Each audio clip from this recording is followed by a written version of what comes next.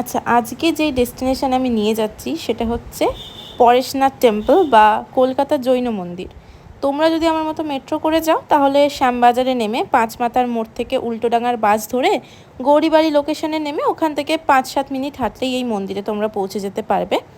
তো এই মন্দির সম্বন্ধে যদি আমি একটু বলি, এই মন্দিরটা তৈরি হয়েছে 1867 সালে।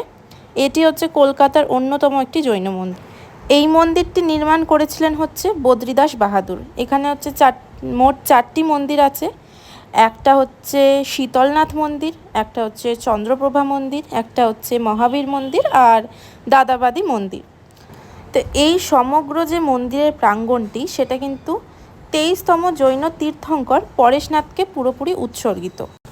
তোমরা যদি যেতে চাও তাহলে একটু উইকডেজ করে যেও, কারণ উইকডেজে এই জায়গাটা একদম ফাঁকা ফাঁকা থাকে। তোমরা তাহলে ভালো করে ফটো, ভিডিও, বিভিন্ন ধরনের শ্যুটিং তোমরা এখানে ভালো মতনই করতে পারবে।